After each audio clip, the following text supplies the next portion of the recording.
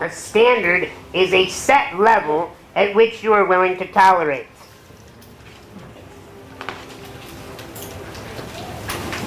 We all have standards. Some are high and some are low. And they're varying in the different parts of our lives. But I'm going to tell you something about human beings.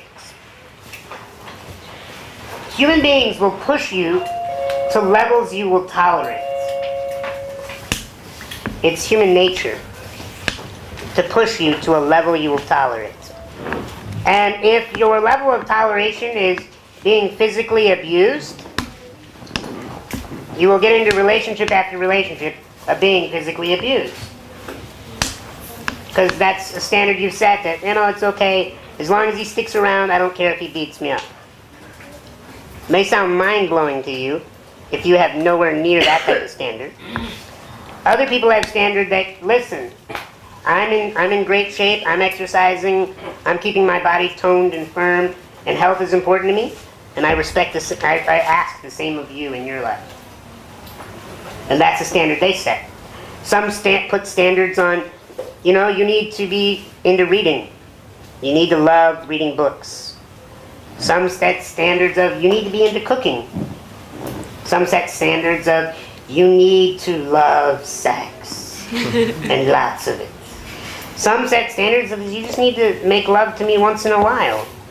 Like, we all have different standards, and none are better than the others. You just have to decide, what are you willing to tolerate? What's important to you? Because you will only attract that which you're willing to tolerate. And if you continue attracting the wrong person, you probably have your standards set really low. And there's a lot of fear of, like, what if I set my standards too high? Well, ever had that fear? Right? What if I make it so that I make it so the guy has to be perfect or a girl has to be perfect? This is not about perfection. This is about learning. When you make your list of your partner, it should be set down the middle. So open up a new page in your journal. Is this valuable to you? Or, is this important for you to know? Yes.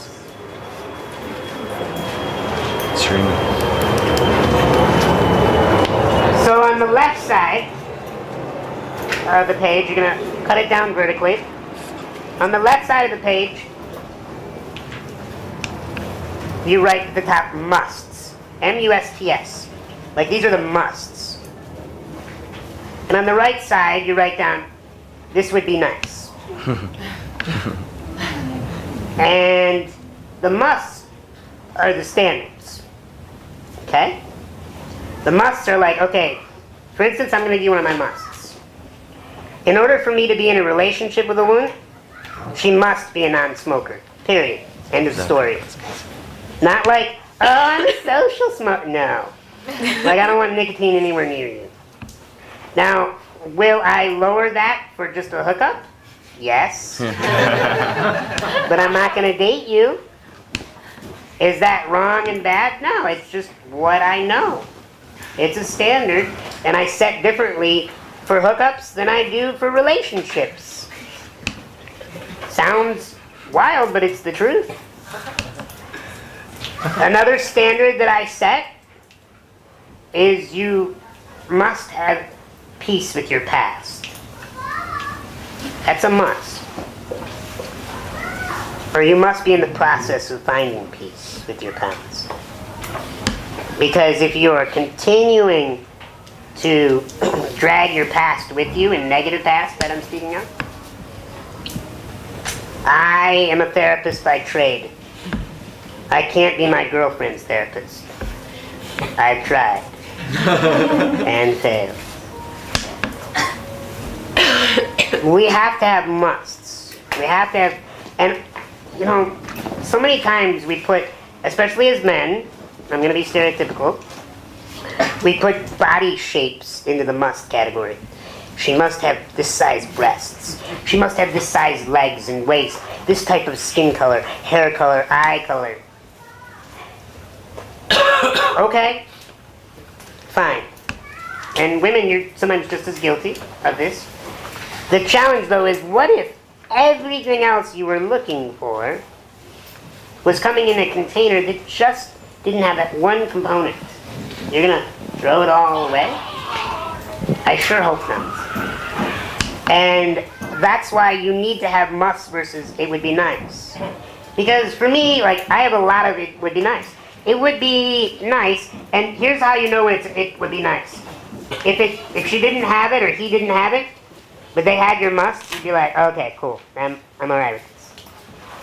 But the it would be nice are things that maybe you feel like, wow, I don't know if I could ever have that. Like, that would be huge. It's okay to still want that and put that in your it would be nice category. So the must and the it would be nice, I want you to spend like 3 minutes, even if you're in a relationship right now, because you need to share this with your partner. You need to get on the same page with your partner and let them know what your musts and it would be nices are. Because when we're on the same page, we can accelerate attraction. When we have these two like secretive ideas we don't share with each other, that's when hurt feelings can arise. So let's spend about 3 minutes and fill out, and it would be nice, let's have that category be a lot longer. But must and it would be nice. Let's fill out their list right now. For some of you, your musts might be other people's it would be nices. And for some of you, it would be nices might be others' musts. And over time, as you grow more mature, you might change this list around. What I wanted in a woman a year ago and 5 years ago is so different than today. And I know it'll be different a year from now and 5 years from now. So, yeah. But what happens then if you end up in a long-term relationship and then you revise your list and you think, oh. Sometimes that happens. And that's why when choosing a mate, we must be on the same page that growth is important to the two of you. Because the number one reason they say causes divorce is money. The second reason for divorce, change of goals. They have different ideas what they want to do with their lives. Yeah. And so you want to get on the same page. That's important. Great question. So the last thing that I want to share is not my material. It's material that I teach all my couples that come to see me. It comes from a book called The 5 Love Languages. Raise your hand if you've read it. Not all of it. Okay? The 5 Love Languages. Okay, so this is imperative then. Have you read it? Yeah. Oh, it's awesome, isn't it? Okay, so you want to write it on the board for me? Yeah, I'd love to. So this one element, whether you're a man or a woman, will help you, especially in relationships. And when we are showing love and feeling love, we almost do it in a way that's like speaking a language. When I was in Malaysia, I learned you guys have like 3 major cultures, right? There's Malay, Chinese, they'll tell me, and Indian. Yes. I'm on 5. So we got these 3 languages. Now, what happens if like somebody who only speaks Malay goes into somebody's restaurant that's Indian and tries to order in Malay, and the Indian doesn't know Malay? What happens? Like conflict, right? Like one goes, damn it, I'm speaking to you in my tongue, I shouldn't have to speak in your tongue. And the other person goes, you're in my restaurant, I shouldn't have to speak your tongue. And there's this conflict, because you're not speaking the same language. So let's talk about the 5 love languages, and we'll burn through them quickly.